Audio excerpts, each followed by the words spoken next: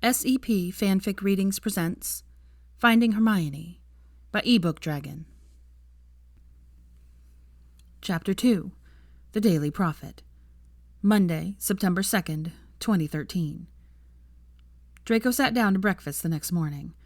Hermione and Rose hadn't made an appearance yet. A copy of the Daily Prophet was waiting for him beside his plate, along with that day's morning post delivery. Tansy had the paper on top, and Draco took this to mean that she believed that the paper was the most important thing to start his day with.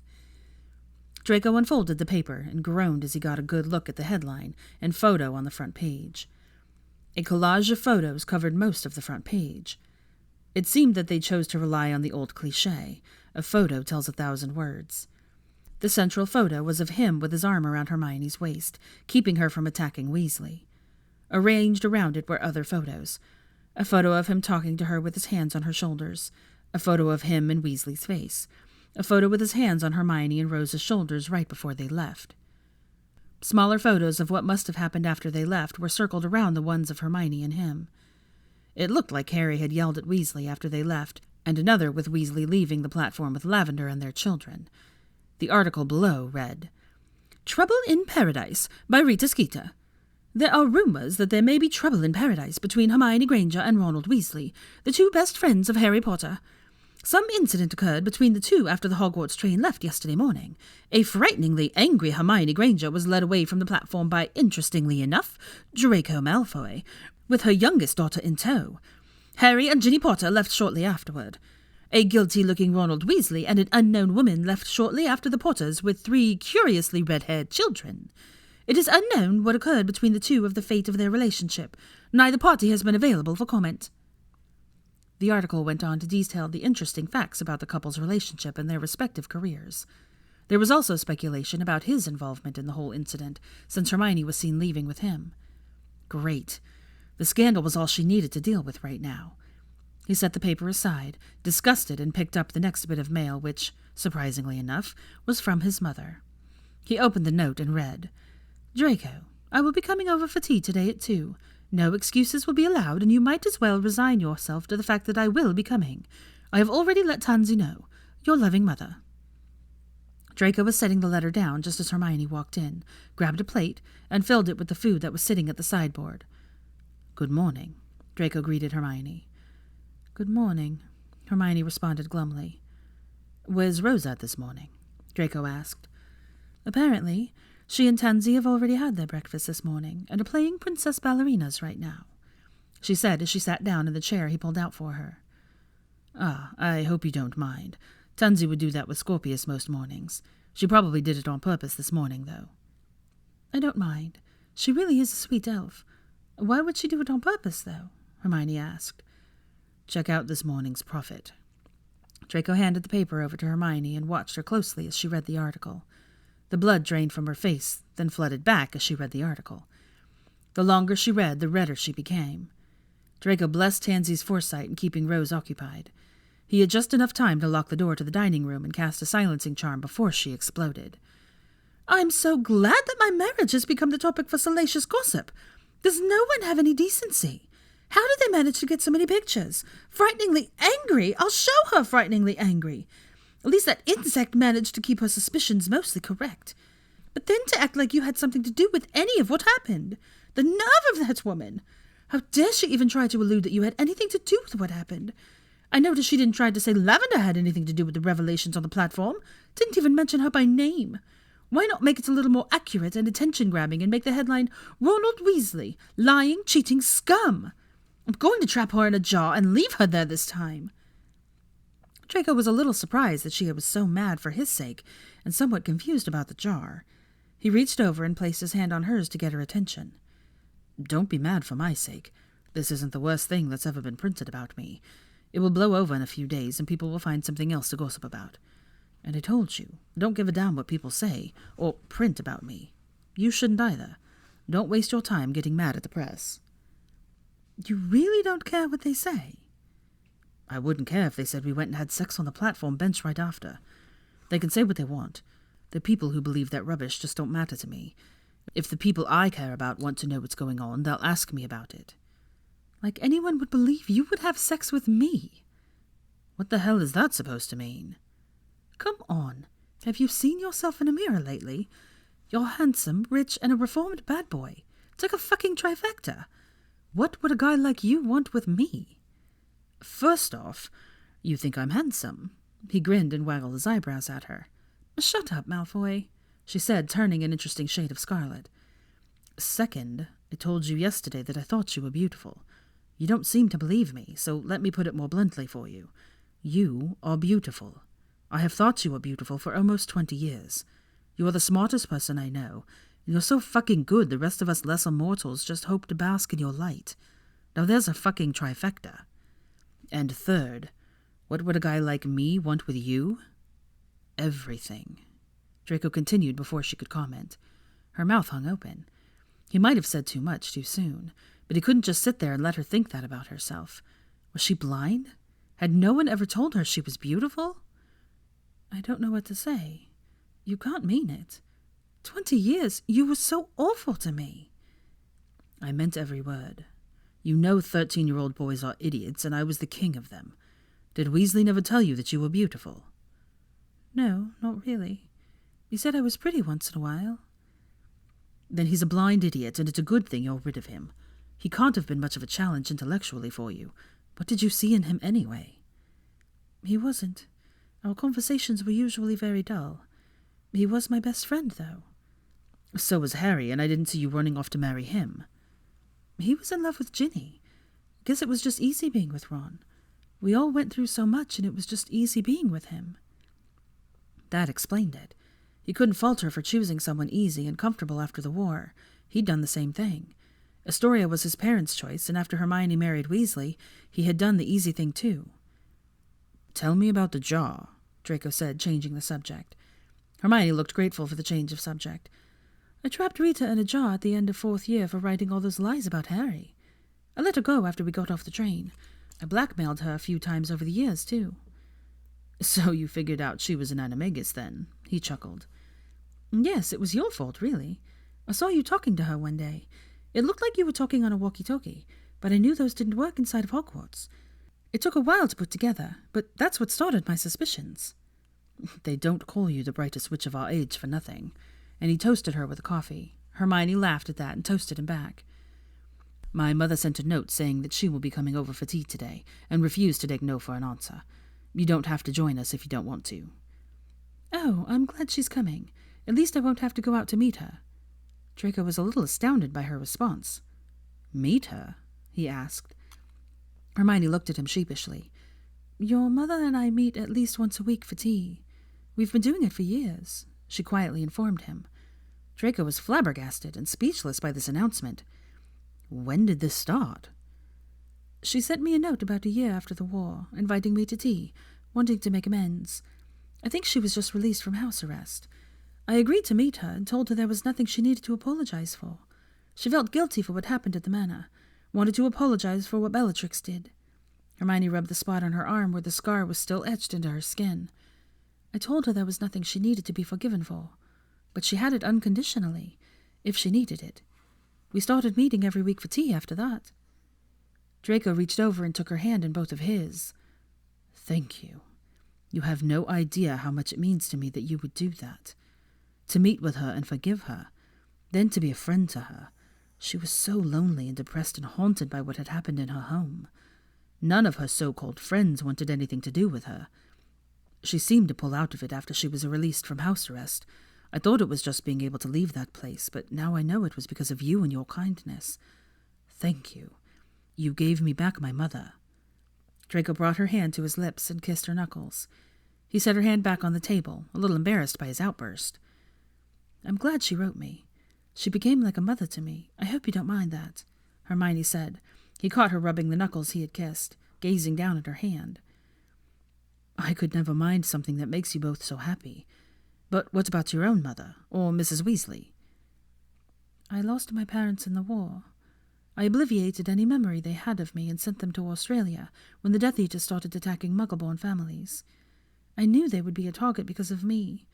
I hoped to be able to reverse the spell, but I didn't understand then how much children make up so much of who you are. I wasn't able to reverse the spell without damaging their minds, so I left them be. They seem happy at least. As for Mrs. Weasley, I knew that though she may love me, her love wasn't unconditional, and we butted heads a lot. Your mother was just always there for me to listen and offer advice, but she never pushed me to take it. He'd had no idea that she had lost her parents, and that she had been the one who had taken them away from her. She had sacrificed herself to keep her parents safe. He understood the sacrifices you made for family. He had sacrificed a part of his soul to protect his mother. You are amazing.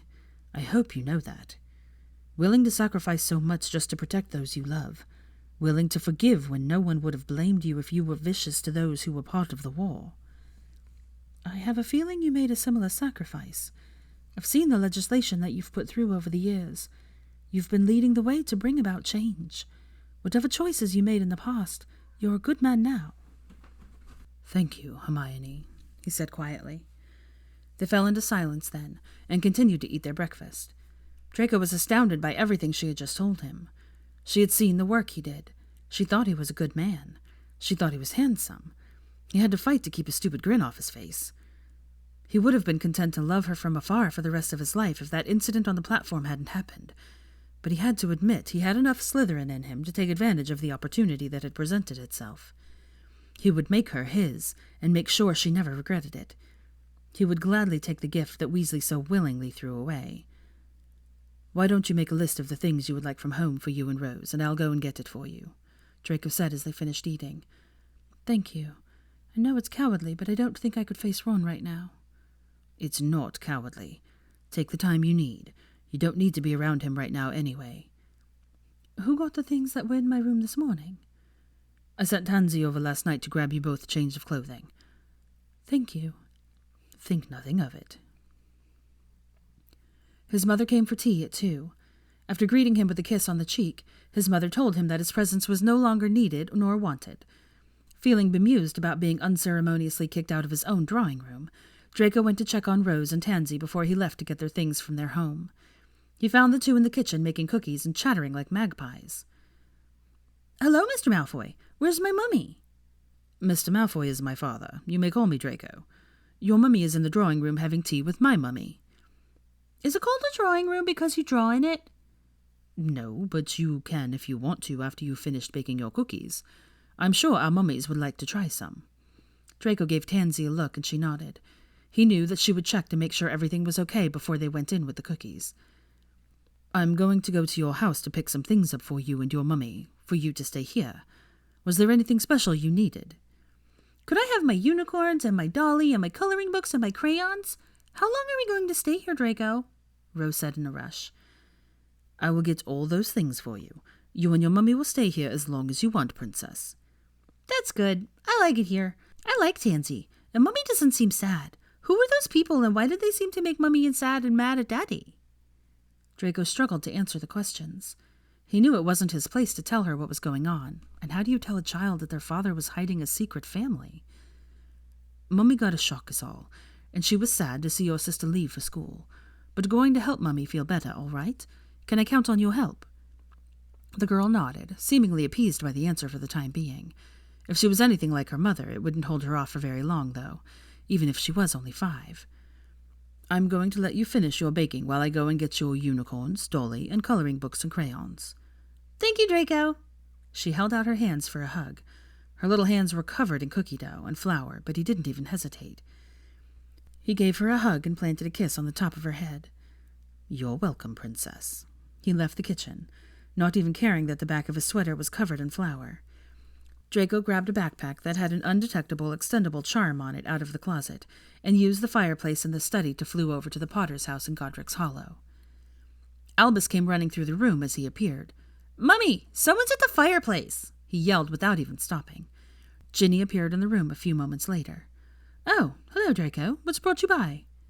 I thought Harry could go with me to get a few of Hermione and Rose's things. Oh, I'll go too. I don't think you'll be comfortable handling their undergarments, she offered. Draco had forgotten about that and was relieved that she had offered. Ginny would probably know what Hermione and Rose would need better than Harry and Draco. Thanks. She made a list and Rose gave me her own. You only brought a backpack? Extendable charm, he said with a shrug. Good, you'll need it. How's she doing? I think as well as can be, given the circumstances. I just can't believe Ron would do something like this. If I hadn't seen it with my own eyes, I never would have believed it. Mom saw the paper this morning, flew into a rage. Ginny shook her head. I'll take Albus to Mom's and be right back. Harry's out back if you want to let him know that you're here. Draco made his way outside and found Harry carrying 2 broomsticks out of a small shed. Care to get some air while Ginny is out? Harry asked. Harry and Draco had made their peace with each other shortly after the Battle of Hogwarts. The time for schoolboy rivalries had ended.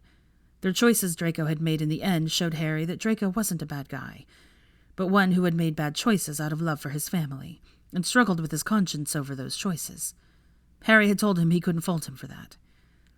Draco had proven to Harry over the years that he wasn't the same boy anymore. Draco had worked diligently with the Wizengamot to bring about change. He had helped Harry navigate the political world. Harry had struggled with being pulled into politics. He was too emotional and truthful. He had also never liked the fame that came from being the boy who lived or the boy who destroyed the Dark Lord. Draco showed him that sometimes you had to be a little devious and willing to use fame to get things done. Harry and Draco kicked off and soared around the field next to Harry's house. They hovered side by side after a few circles around the field. So how's she really doing? Harry asked. Draco looked at Harry thoughtfully, gauging how much to tell him. I know Ron's my friend, but I don't think I'll be able to forgive him easily for this. She wasn't the only one he kept this from, and I know it's not the same, but I thought I knew him. I don't know the man who kept this kind of secret from me for 12 years. This isn't about you, Potter. He betrayed her. He kept a mistress for years and had a family with her. You feel betrayed. It's nothing compared to what she feels right now. She feels like a fool for not knowing something was wrong before the proof was staring her in the face. And now she's worried about what she's going to do with the rest of her life and how to tell the girls. What you're feeling is nothing compared to what she's feeling right now. Draco left Harry and went back to circling the field, trying to find a way to help Hermione find herself again. She seemed to have lost herself during her marriage to Weasley. He just couldn't believe that she didn't know how amazing she was. He would make it his mission to remind her that she was an amazing, powerful witch. In school, she was the brains of the Golden Trio. She had always been a force to be reckoned with. The war probably would have gone very different if not for her. Draco, Harry, and Ginny used the fireplace to flew over to Hermione's house. Weasley wasn't there, thankfully. Draco was relieved. He didn't think he would have been able to keep himself from beating the shit out of him. Draco gave Ginny the list Hermione made. Ginny took the backpack and walked down the hall to what he figured was the master bedroom. Draco and Harry stood awkwardly in Hermione's living room. Draco had never been here before. Her living room looked cozy and inviting. There was an overstuffed taupe sectional and cream throw pillows sitting in front of the fireplace with a mahogany coffee table and end tables. There were lanterns with candles sitting on the end tables and a stack of books on the coffee table. The room was very Hermione. So, Rose asked me to get some things for her. What did she ask for? Harry started laughing when Draco told him. I hope you brought more bags.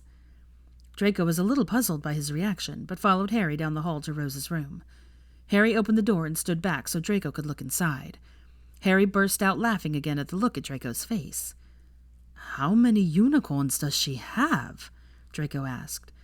There looked to be 20 unicorns of all different sizes in the room, even one that looked big enough to ride on. Draco started shrinking the unicorns so they would fit in the bag. Harry went to grab the backpack from Ginny, and they started packing the unicorns inside. Draco found Rose's doll on her bed and shoved that inside the bag, along with her stack of coloring books and a box of crayons. Ginny came in with a pile of clothes and put them in the bag, then started packing clothes for Rose. Once they had finished, they went back out to the living room. Draco stopped by Hermione's office and grabbed all her ministry files. He had all of the books that she had sitting on her desk, so he left them. He took the bag from Ginny, placed the files inside, and slung the backpack over his shoulder. They all left and made their way back to Potter's house. Ginny left to go get Albus. Thanks for your help. Tell Ginny thanks, too, Draco said as he left. Give Hermione our love and tell her to take time. We'll head everyone off until she's ready. Take care of them for us. I intend to. Draco decided he would make a stop before he went home. Time to spoil Rose just a bit. After that, he headed home, glad the trip wasn't as bad as he thought it would be. Tansy met him at the fireplace. He gave the bag to her and filled her in on the surprise he had planned for Rose. They walked up the stairs together to go to Rose's room. The staircase divided the house. Scorpius and Rose's rooms faced each other with a loft in between the two, and another 2 bedrooms along the third wall, opening into the loft facing the stairway. The 4 bedrooms and the loft were meant to be the children's area of the house. When he expanded the house, he had hoped for all of those rooms to be occupied, but with the death of Astoria, those dreams had never come to fruition. On the other side of the landing were 2 master suites, also facing one another. One was Draco's, and for the moment, the other was Hermione's. He had hoped one day it would go back to being a guest suite and those extra children's bedrooms would be filled, but that dream would take time and patience. Draco and Tansy worked together to unpack and redecorate Rose's room. Once they were both satisfied, Draco left to go see how Hermione and Rose were doing and to see if his mother was still here. Tansy went to go unpack Hermione's things. They were all still in the drawing room, chatting and eating cookies. Rose was lying in front of the fireplace drawing, while Hermione and his mother were chatting with each other and talking with Rose about her drawings. It was a very domestic scene, and Draco found himself wanting to see it more often. Hermione looked a little more at peace after her talk with his mother. She had been crying, but whatever his mother said had helped Hermione feel better. "Draco, don't just stand there lurking in the doorway. Come in, sit down, and have some cookies," his mother said. "Hello, Mother. Hello, Hermione." Draco walked into the room, stood behind the sofa. He squeezed Hermione's shoulders as he leaned over the back of the sofa to kiss his mother on the cheek. "Hello, Rose," he said as he walked by her to take a seat in one of the wing-back chairs beside the sofa and snagged some cookies before he sat down. Rose came over to Draco with all of her drawings and crawled into his lap to tell him about each one. Draco slipped her cookies when he thought no one was looking. There were drawings of herself, Hermione, and her sisters standing outside their cottage, without Weasley, which he thought odd. There were also drawings of her and Tansy in tiaras and tutus, unicorns, and even pictures of him and his mother. He tried reaching for more cookies, but his mother slid the plate out of his reach. Apparently he hadn't been fooling anyone. He looked up to find them both smiling at him. "Would you like to go hang your pictures up? I have something I want to show you," Draco said to Rose. He escorted them all back upstairs to the children's loft, where they stuck Rose's drawings on the wall with a sticking charm. Draco looked at Hermione sheepishly and started rubbing the back of his neck. "I redecorated a room for Rose, and I kind of went overboard. I hope you don't mind." Then he opened the door, and they all went inside. Rose immediately started squealing in delight and running around the room. Rose's unicorns were placed around the room. Her bed in one corner looked like Cinderella's carriage, all silver and shimmery with a pumpkin roundness to it, and pink bedspread. Sitting on the bed was Rose's princess dolly, with a new addition, a green stuffed dragon. The walls, though, they were the truly magical part of the room. They were a living mural, enchanted to look like a magical forest with a lake. Animals wandered out of the forest to take drinks at the lake. A herd of unicorns was running around one side of the wall. There was a baby dragon, similar to the stuffed one on the bed, flying around the trees in the forest. "Draco, this is beautiful," his mother breathed out in wonder. "Draco, did you do all this? It's wonderful. But you didn't have to go through all the trouble. And how is she supposed to sleep with all this going on?" "Oh, well, it wasn't any trouble. All the walls were already enchanted. I just needed to come up with a picture for them, and it changes depending on the time of day. At bedtime, the wall darkens, and there are stars on the ceiling. I didn't know if Rose was scared of the dark. Do you like it? Is it okay?" "Yes, it's beautiful, Draco. Thank you." "Thank you for my room, Draco. It's the bestest room in the whole world." "You're welcome. Every princess needs her own special room." "You hear that, Mummy? I'm a princess!" "Oh, look at the time, Draco. Why don't you walk me down?" His mother interrupted whatever protest Hermione was about to make. He could see it on her face. Draco left Hermione and Rose in Rose's room. Rose was chattering away, pointing out everything that caught her eye. Hermione was looking on with a smile. He looked one last time before he closed the door and walked out with his mother. She said goodbye, kissed him on the cheek. Her last words before she left astounded Draco. "You have my approval, you know." And then she was gone.